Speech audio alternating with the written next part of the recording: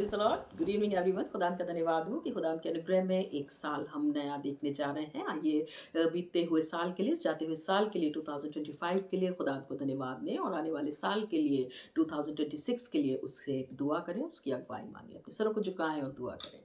धन्यवाद धन्यवाद धन्यवाद, सारे आशीषों के सोते धन्यवाद धन्यवाद के साथ प्रभु जी 2025 के इस जाते हुए समय में प्रभु जी हम सब आपकी हुजूरी में आते हैं। धन्यवाद देते हैं प्रभु जी कि आपके अनुग्रह में, आपकी सुरक्षा में, आपकी ब्लेसिंग के द्वारा प्रभु जी ये साल प्रभु जी हम अच्छे तरीके से बिताने पाए। आने वाले साल के लिए, इस न्यू ईयर के लिए 2026 के लिए आपकी ब्लेसिंग, आपकी अगुवाई, आपकी सुरक्षा चाहते हुए ये प्रार्थना आपके नाम से मांगते हैं, इसे सुनो ग्रहण करें, आमीन।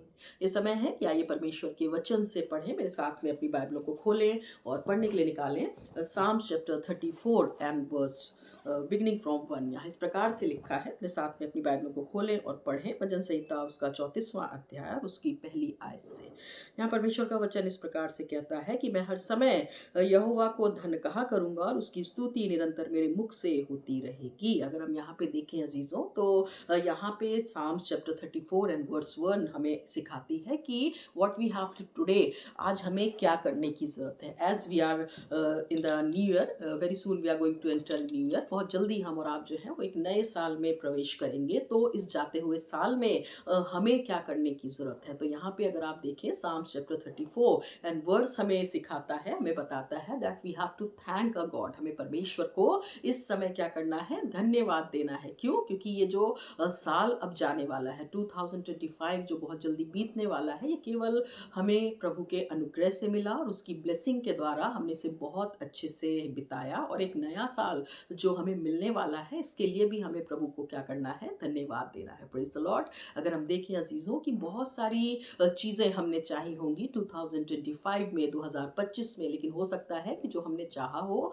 वो हमें ना मिला हो। तो जैसा कि परमेश्वर का वचन कहता है कि परमेश्वर के जनों के लिए हर एक बातें मिलके भलाई को उत्पन्न करती है। यानी कि हमने शायद जो मांगा हो वो हम सोच रहे हो कि हमारे बेटरमेंट के लिए है, लेकिन हमारा परमेश्वर, हमारा गॉड हमसे बेहतर जानता है। वो समझता है कि हमें किस समय किस चीज़ की ज़रूरत है। तो हो सकता है कि हम किसी छोटी चीज़ के लिए प्रेयर कर रहे हैं, है ना, we were just praying for a small thing. हम छोटी चीज़ के लिए प्रार्थना कर रहे हो और परमेश्वर ने कुछ बड़ा, कुछ नया, कुछ बेहतर हमारे और आपके लिए रखा हो। तो निराश ना हो 2025 में। जिस चीज़ को आपने चाहा, जिस चीज़ के लिए आप चाहते थे या जिस चीज़ के लिए आप प्रेयर कर रहे थे कि आपके जीवन में हो जाए, आपकी ज़िंदगी में वैसा हो जाए, और अगर नहीं हुआ है then also don't get upset. आपको अपसेट होने की ज़रूरत नहीं है। क्यों? क्योंकि हमारा परमेश्वर हमको कम नहीं लेकिन ज़्यादा देना चाहता है। Praise the Lord. अगर हम देखें अजीज़ों कि हम छोटी चीज़ चाहते हैं, हम कम चाहते हैं, लेकिन परमेश्वर हमको बहुतायत से देना चाहता है। So just wait for that. आप इंतज़ार कीजिए। एंड 2025 में आपने जिन चीज़ों के लिए, हो सकता है कि आपने एक लिस्ट बनाई हो, आप उन चीज़ों के लिए परमेश्वर से मांग रहे हो, आप परमेश्वर से प्रार्थना कर रहे हैं हो, and you didn't get that, आपको वो सब कुछ ना मिला हो, लेकिन 2026 में, इस नए साल में, आप यकीन रखिए विश्वास के साथ, है ना, first of all what we have to do, हमें धन्यवाद देना है। क्यों? क्योंकि ये जो साल हम बिताने जा रहे हैं, जो साल बीतने जा रहा है, खत्म होने जा रहा है, थोड़ी देर के बाद, अभी थोड़े ही देर में ये साल खत्म हो जाएगा और हम एक न्यू ईयर में, नए साल में एंटर करेंगे। तो ये जो साल जा रहा है, इसके लिए हम प्रभु को धन्यवाद दें और आने वाले साल के लिए भी प्रभु को धन्यवाद दें। तो साम्स हमें सिखाता है, भजन संहिता 34 उसकी पहली आयत हमें सिखाती है कि we must be thankful to God. पहली चीज़। दूसरी चीज़, we have to keep have faith. हमें विश्वास रखना है, हमें विश्वास रखना है, भरोसा रखना है। And we have to look forward with hope. हमें सामने देखना है,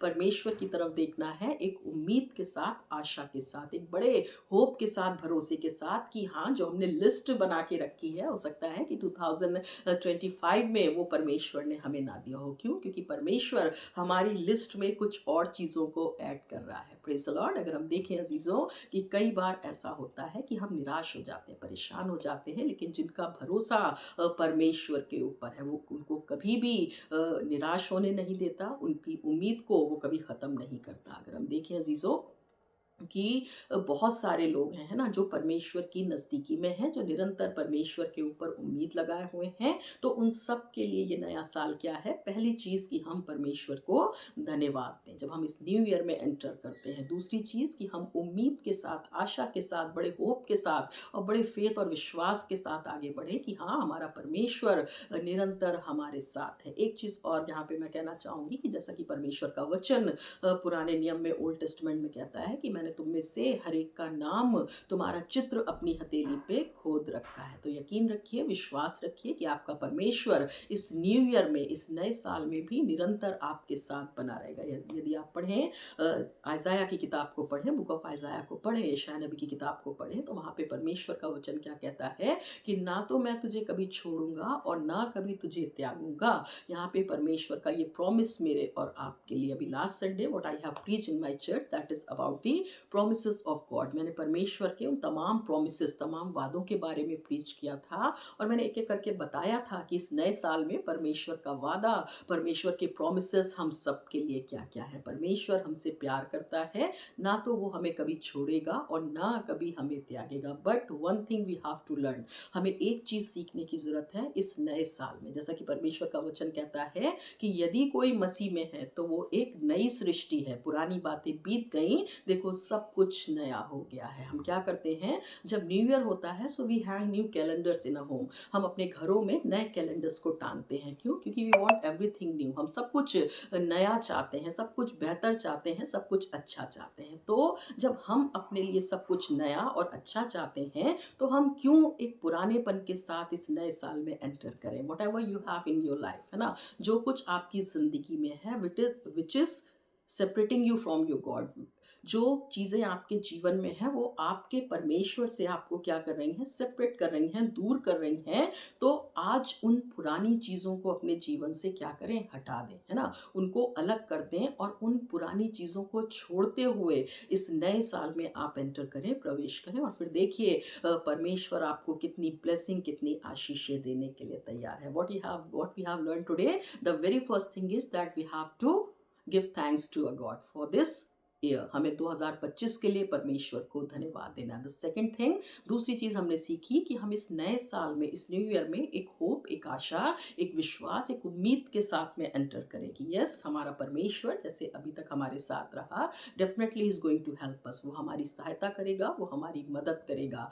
तीसरी और इम्पॉर्टेंट चीज़ कि जब हम अपने लिए सब कुछ नया चाहते हैं, तो हम भी नए होके इस नए साल में एंटर करें। We all are human beings, we all have a own weaknesses and shortcomings. हम सबकी अपनी कमजोरियां हैं, अपनी वीकनेसेस हैं, बहुत सारी चीज़ें हैं जो हमारे परमेश्वर की प्रेजेंस से, उसकी निकटता से, उसकी संगति से हमें क्या करती हैं, दूर करती हैं। Try to leave all that. आप उसे छोड़ने की कोशिश करें, उन तमाम चीज़ों से अलग हटने की कोशिश करें और एक नए मन के साथ, है ना, एक नए जीवन के साथ परमेश्वर के अनुग्रह में इस न्यू ईयर में एंटर करें। होने पाए कि ये 2026 नया साल आप सबके लिए बहुतायत से आशीषें, बरकतें और खुशियाँ लाए। आइए अपनी आंखों को बंद करें, उसे धन्यवाद दें और प्रार्थना करें।